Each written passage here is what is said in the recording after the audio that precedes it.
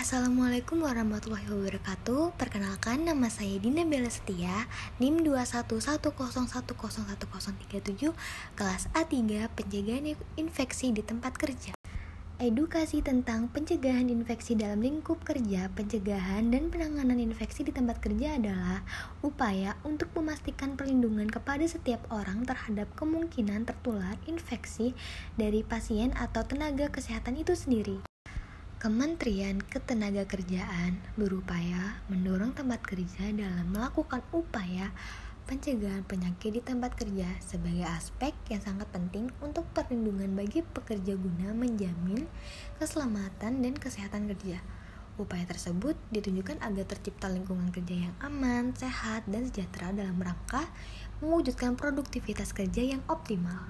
Semua pihak, termasuk setiap tempat kerja, harus mengantisipasi secara serius dan tepat serta meningkatkan kewaspadaan terhadap pandemi penyakit tersebut. Dengan demikian, dipandang perlu mengambil langkah-langkah strategis, sistematis, dan efektif sebagai tindakan pencegahan dan penanggulangan COVID-19 dengan penerapan protokol K3 pencegahan penularan COVID-19 di tempat kerja.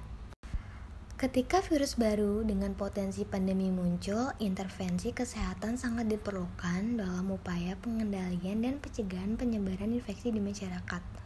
Upaya kesehatan dalam hal pencegahan dan peningkatan pengetahuan masyarakat terbukti efektif dalam mengurangi jumlah morbiditas dan mortalitas serta dampak sosial dan ekonomi yang akan terjadi. Setiap komunitas itu unik dan strategis pencegahan yang tepat akan bervariasi berdasarkan pada tingkat penularan penyakit tersebut di masyarakat, karakteristik masyarakat, populasi masyarakat, dan kapasitas lokal dalam menerapkan strategi yang tepat. Identifikasi dan analisa resiko tempat kerja. Penilaian resiko secara umum ditentukan oleh tingkat kemungkinan terjadinya suatu tempat kerja terjangkit COVID-19 dan tingkat dampak keparahan yang ditimbulkannya. Dalam masa pandemi ini, banyak faktor yang dapat mempengaruhinya, antara lain 1.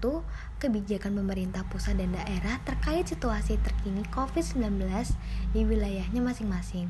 Kedua, jenis industri dan yang aktivitasnya banyak kontak dengan konsumen dari berbagai daerah mempunyai risiko lebih besar. Ketiga, lokasi tempat kerja.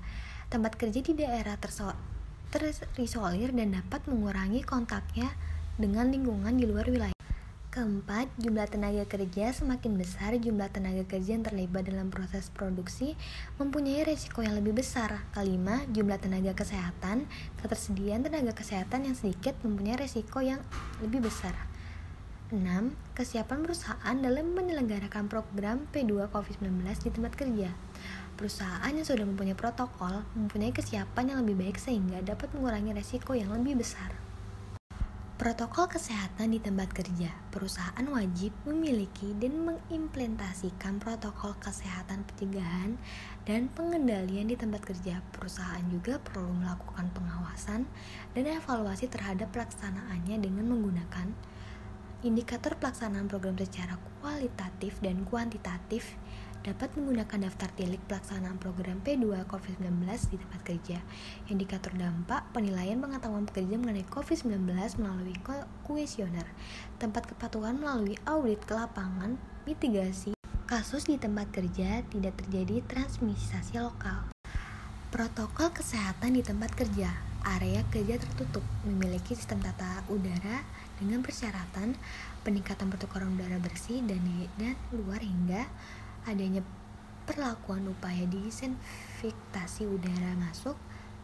Area kerja terbuka, melakukan identifikasi kebutuhan, memasang media edukasi di lokasi yang terlihat oleh pekerja. Kegiatan pengumpulan pekerja di area terbuka dapat melakukan dengan memperhatikan protokol kesehatan.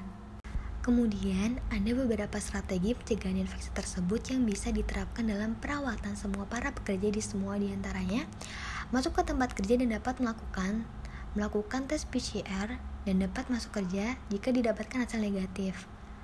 Karantina mandiri selama 14 hari, melakukan rapid test pada hari pertama dan hari ke-7 dan masuk kerja jika didapatkan hasil non-reaktif.